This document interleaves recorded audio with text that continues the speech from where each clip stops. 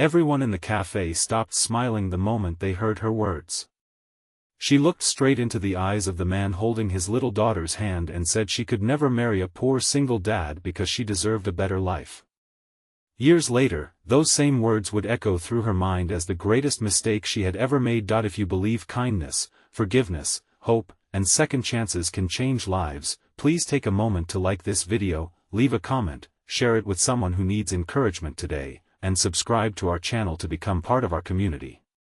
Your support helps more heartfelt stories reach people who need them most. When Rowan Mercer first met Celeste Hartley, he believed life was finally giving him another chance. He had already experienced more heartbreak than many people carried in a lifetime. At only 32 years old, he had buried his wife after a sudden illness and was left raising his 4-year-old daughter, Elsie, completely alone. Every morning began before sunrise, not because he wanted to get ahead, but because he had no other choice.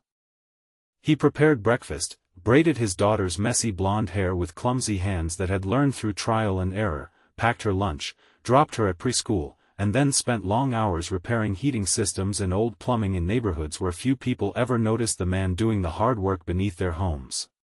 His clothes were always clean but faded, his truck was older than many of the houses he serviced, and his bank account rarely held enough money to ease his constant worries. Still, every afternoon, he greeted Elsie with the biggest smile he could manage because he never wanted his daughter to carry the weight of his struggles. Celeste entered his life unexpectedly during a community fundraiser held at a local park on a bright spring afternoon. She volunteered with several charities and seemed warm, confident, and full of life. Rowan admired how naturally she laughed with children and how easily she encouraged strangers. Elsie adored her almost immediately. Over the next several months, Rowan and Celeste spent more afternoons together. They walked through farmers' markets, shared inexpensive lunches on park benches, attended community festivals, and talked about dreams that seemed almost reachable whenever they were together. Rowan slowly allowed himself to imagine a future that no longer revolved entirely around survival. For the first time since losing his wife, hope quietly returned to his heart, yet there was one difference neither of them could ignore. Celeste had grown up in comfort. Her parents owned successful businesses, and she had always believed life should become easier with time, not harder. Although she genuinely admired Rowan's honesty, patience, and devotion to his daughter, she struggled to overlook his financial situation. Friends constantly reminded her that she could do better. Family members questioned why an intelligent young woman would tie herself to a widower with a child and endless financial responsibilities. At first she defended him, insisting character mattered more than wealth. But doubt has a quiet voice that grows louder every time it is entertained. One warm afternoon, Rowan gathered enough courage to ask her to build a future together. He did not have an expensive ring. Instead, he had spent weeks restoring his late grandmother's simple silver ring because it represented lasting love rather than luxury. He invited Celeste to the botanical gardens where flowers stretched beneath brilliant sunshine and families laughed across the walking paths. Elsie proudly carried the little ring box, believing she was helping her father create the happiest day of their lives. Instead, it became the day that shattered them. Celeste looked at Rowan with tears gathering in her eyes, but fear outweighed love. She admitted she could never marry a poor single dad because she wanted stability, comfort, travel, beautiful homes, and freedom from constant financial stress. She insisted she deserved a different future. Rowan never forgot the exact sentence because it pierced deeper than any insult ever could. She wasn't rejecting only him. She was rejecting the little girl holding his hand, who quietly asked during the drive home whether she had done something wrong. That question nearly broke him. Life moved forward because it had to. Rowan stopped dreaming and focused entirely on providing for Elsie. He accepted every difficult repair job available. He studied business management during lunch breaks using borrowed library books. He learned accounting at kitchen tables after putting Elsie to bed. When larger contractors ignored him, he started taking independent service calls. One satisfied customer recommended another. Small apartment owners hired him to maintain entire buildings.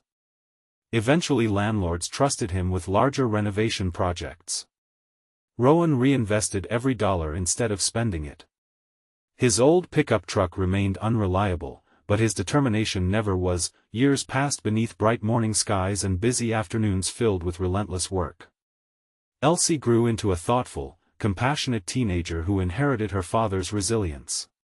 She volunteered at animal shelters, excelled in school, and often reminded Rowan that success meant becoming someone others could trust rather than someone others envied. Without realizing it, Rowan had transformed his tiny repair business into one of the region's most respected property restoration companies.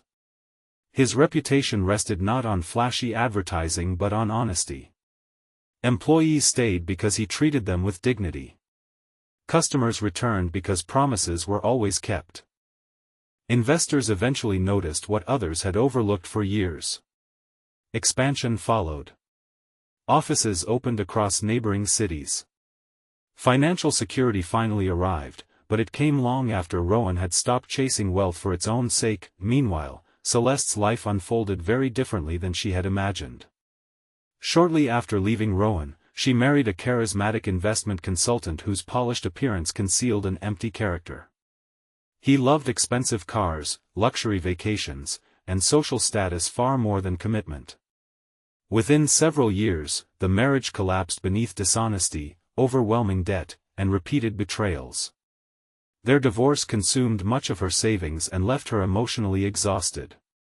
She eventually returned to full-time work, carrying quiet regrets she rarely admitted aloud. One sunny afternoon, a regional business conference invited entrepreneurs to speak about leadership and resilience. Celeste attended as part of her company's management team. She expected another predictable presentation about profit margins and market growth. Instead, Rowan walked onto the stage. The room erupted in applause as the conference host introduced him as the founder of one of the fastest-growing restoration companies in the country, a business recognized not only for remarkable success but also for hiring struggling single parents, military veterans, and workers rebuilding their lives after hardship. Celeste barely recognized him. The expensive suit was new. But his humble posture remained unchanged. The confident smile was stronger, yet still gentle. Most striking was the absence of bitterness. Rowan never mentioned personal revenge or proving anyone wrong. He spoke about responsibility, kindness, perseverance, and the importance of treating every employee like family because everyone carried unseen battles. As he described the difficult years after losing his wife, the audience listened in complete silence. He explained how his daughter had become his greatest source of motivation.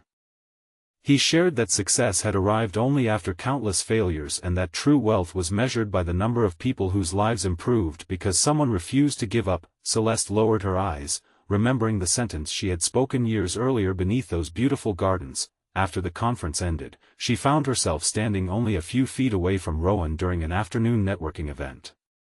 He recognized her instantly. For one brief moment, neither spoke. Finally, Rowan smiled with quiet kindness. There was no anger. No resentment, only peace. Celeste apologized with tears she could no longer control. She admitted she had judged him by circumstances instead of character. She confessed that she had spent years wondering what life might have become if fear had not guided her decision. She admitted hearing his speech made her realize she had walked away from the very qualities she now valued most. Rowan listened patiently. He thanked her for her honesty, then he gently explained that life had taught him something important. People sometimes make decisions based on fear rather than love. He no longer carried resentment because forgiveness had freed him long ago. But forgiveness did not erase consequences. The future both of them once imagined had belonged to another season of life that could never return. He introduced her to Elsie, now preparing for university with dreams of becoming an architect who specialized in affordable housing for struggling families. Celeste smiled proudly at the remarkable young woman standing before her, wondering how different everything might have been if she had embraced them both instead of turning away. A few months later, Rowan attended the opening ceremony for a new community housing project his company had funded. The development provided affordable homes for widowed parents, veterans, and families facing financial hardship.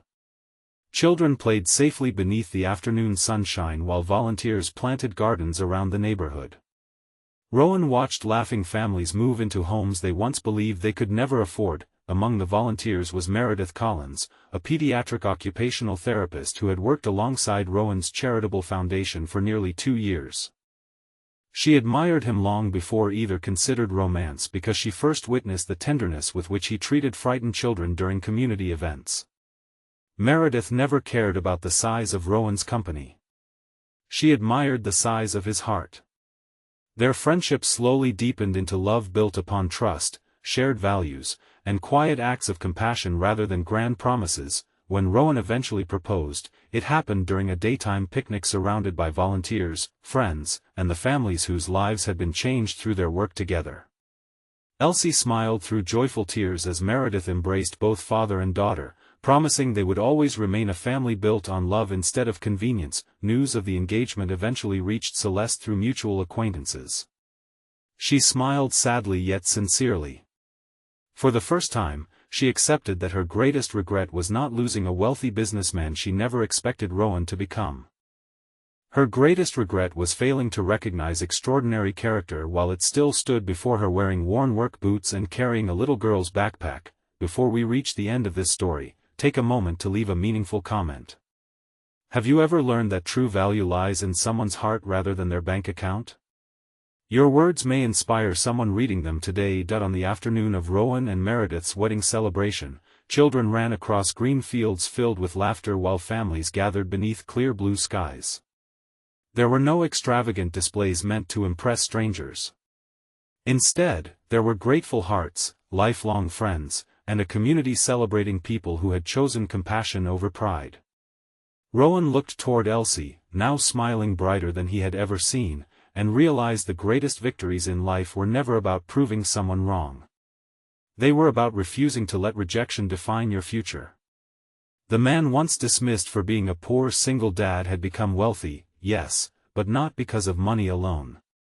He had become rich in purpose, rich in family, rich in respect, and rich in the love that could never be purchased. Sometimes life's greatest tragedy is not missing an opportunity to become wealthy. It is missing the chance to love someone extraordinary simply because their success has not yet arrived. Character often appears in ordinary clothes long before achievement ever does. Those who judge only by today's circumstances may never live to see tomorrow's remarkable transformation. If this story touched your heart, please like this video, leave a meaningful comment, share it with someone who needs hope today, and subscribe to our channel so you never miss another emotional journey. May we all learn to value kindness over status, loyalty over comfort, and love over appearances, because the greatest blessings often arrive disguised as the people the world is too quick to overlook.